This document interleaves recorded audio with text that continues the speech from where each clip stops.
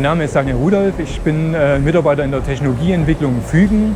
Wir sind verantwortlich für die Weiterentwicklung von Fügetechnologien, ich im Speziellen für die Lichtbogentechnologien. Wir befinden uns hier im Karosseriebau der A8-Fertigung im Unterbau. An dessen Stirnwand werden 2 Massebolzen angeschweißt, die infolge ihrer sehr hohen funktionalen Anforderungen und auch der eingesetzten Wandstärke insbesondere eine gereinigte Oberfläche im Schweißbereich, also nur lokal, erfordern.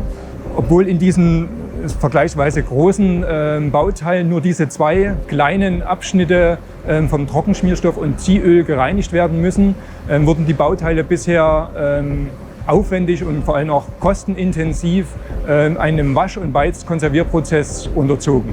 Gemeinsam mit unserem langjährigen Schweißstromquellenlieferanten und auch strategischen Entwicklungspartner der Firma Fronius haben wir den Ansatz aufgegriffen, Aluminiumoberflächen mittels einem Plasmaprozess lokal zu reinigen.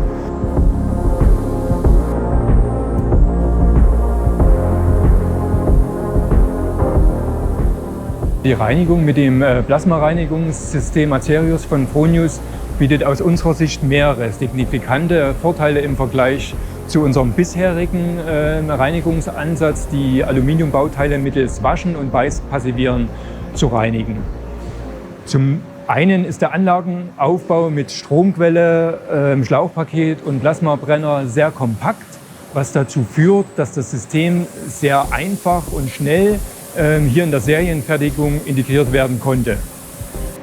Wir nutzen den Plasmareinigungsbrenner in diesem Fall in einer stationären Positionierung in der Anlage. Das heißt, dass das Bauteil in einem ohnehin erforderlichen Handlungsroboter positioniert wird und in einer zuvor ungenutzten Nebenzeit gereinigt wird. Das hat zur Folge, dass ein Invest in einen zusätzlichen Roboter, um den Plasmabrenner zu bewegen, entsprechend nicht erforderlich ist.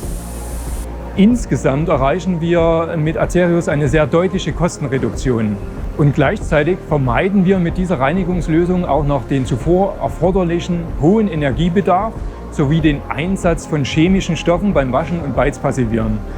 Im Hinblick auf die auch in unserer Fertigung sehr im Fokus stehende Ressourceneffizienz wird somit auch ein weiterer Beitrag geleistet.